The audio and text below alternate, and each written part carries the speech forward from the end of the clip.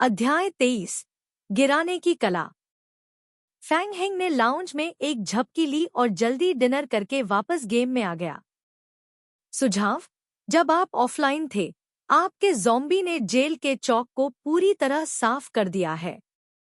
आपको प्राप्त हुए: evolution crystal fragment 41, recipe espresso, precision parts 3, skill book, filling art 1, scrap 2। Skill book, espresso coffee recipe, ये तो सब शानदार चीजें थी। फैंग हेंग का दिल तेजी से धड़कने लगा। उसने खिड़की पर लगी मजबूत लकड़ी की पट्टी हटाई और खिड़की से कूदकर जेल के चौक में पहुंच गया। जेल के चौक में सारे ज़ॉम्बी साफ हो चुके थे। पट्टा। जैसे ही फैंग हेंग नीचे उतरा, उसने पास की इमारत की तरफ देखा। अरे! बिल्डिंग नंबर 3 में लाइट्स जल रही थी।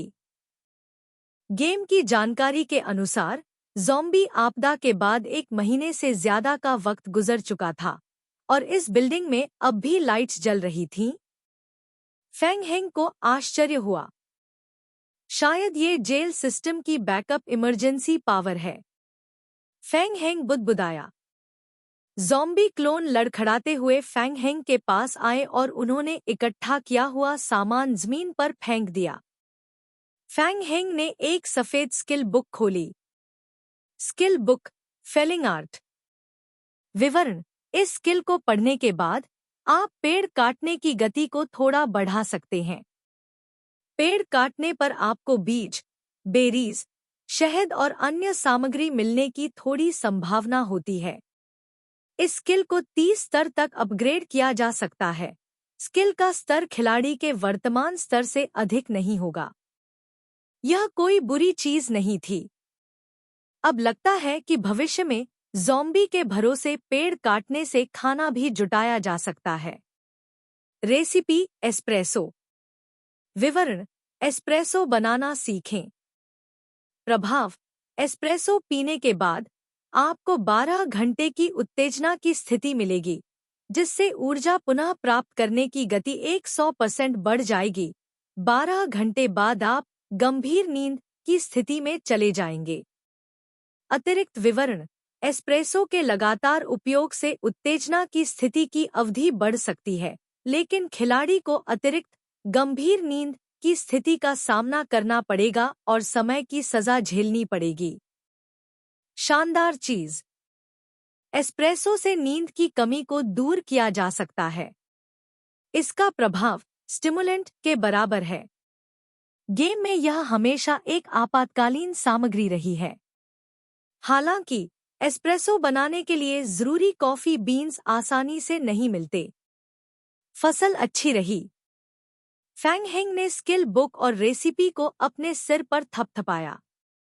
सुझाव: आपने स्किल फेलिंग आर्ट सीख ली है। सुझाव: आपने एस्प्रेसो बनाने की कला सीख ली है। आपके कुकिंग स्किल अनुभव अंक +30। अब आगे।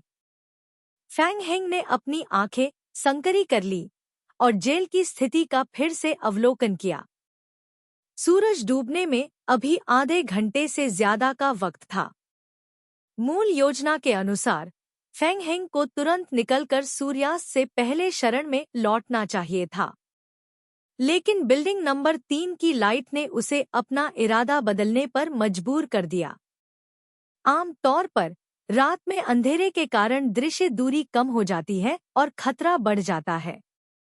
हालांकि सामने वाली बिल्डिंग रोशन थी। इसके अलावा फैंग हेंग ने पूरा दिन सो लिया था और अब वह तरोताजा महसूस कर रहा था। अगर वह वापस भी जाता तो सो नहीं पाता, इसलिए बेहतर था कि इस वक्त का उपयोग खोजबीन में किया जाए। इसी विचार के साथ फैंग हेंग ने अपने ज़ॉम्बी क्लोन को बिल्डिंग नंबर 3 के सामने का रास्ता खोलने के लिए निर्देशित किया। दरवाजा अंदर से बंद था और नहीं खुल रहा था।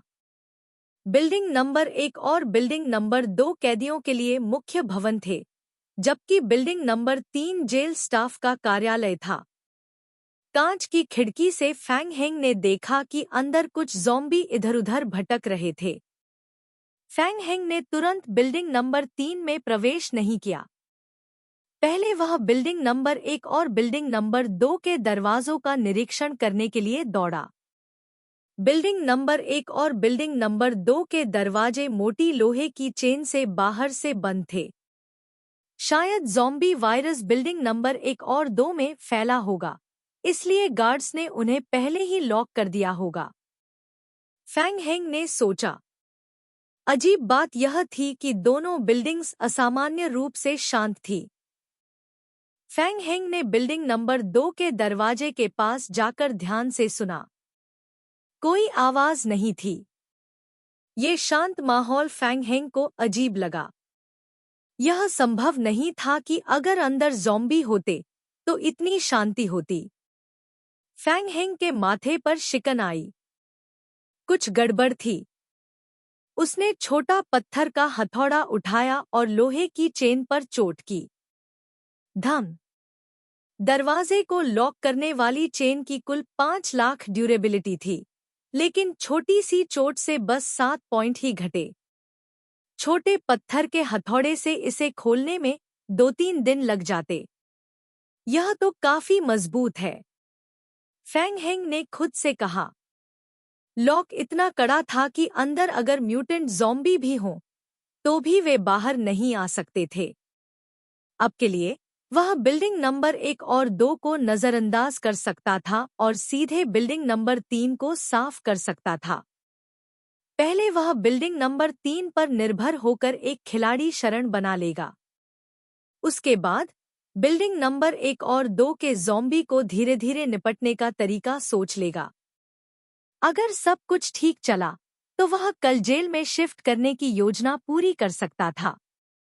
आखिरकार अभी केबिन को कुछ बदमाश निशाना बना रहे थे, जिससे फैंग हेंग को चैन नहीं था। जितनी जल्दी शिफ्ट करेंगे उतना अच्छा। निर्णय लेने के बाद फैंग हेंग ने सर्वाइवल रेडियो के जरिए लियाओ बुफान को संदेश भेजा कि वह आज रात शरण में नहीं लौटेगा। इसके बाद उसने ज़ॉम्बी क्लोन को बिल्डिंग नंबर 3 के दरवाजे पर लाकर काम पर लगा दिया। ज़ॉम्बी क्लोन छोटे छोटे पत्थर के हथौड़े उठाकर दरवाजे को पीटने लगे। ठक ठक ठक। कुछ मिनटों की लगातार चोट के बाद बिल्डिंग नंबर 3 का दरवाजा टूट गया।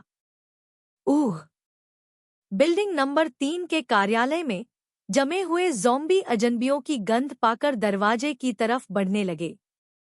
ज़ॉम्बी क्लोन ने दरवाजा घेर लिया और अपने लकड़ी के भाले उठाकर दुश्मनों का सामना करने लगे। बिल्डिंग से बाहर निकलते ही ज़ॉम्बी एक एक करके गिरने लगे, जैसे गेहूं की फसल काटी जा रही हो। सूरज धीरे धीरे डूब गया।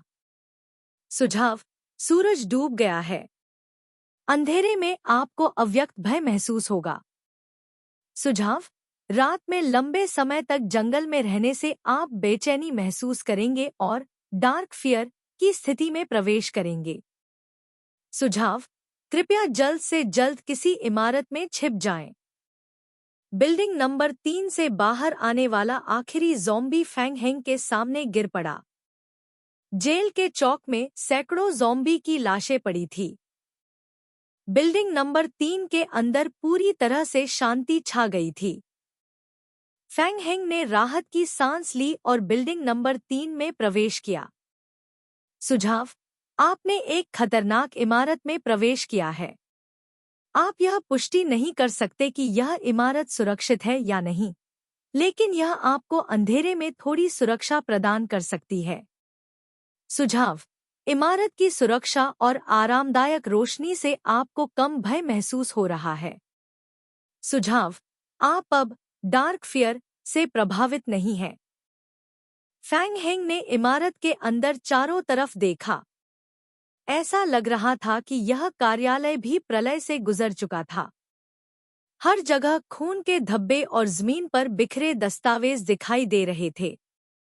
फैंग हेंग ने अपने बैकपैक से एक नई लकड़ी की दरवाजा निकाला और उसे मुख्य द्वार पर लगा दिया।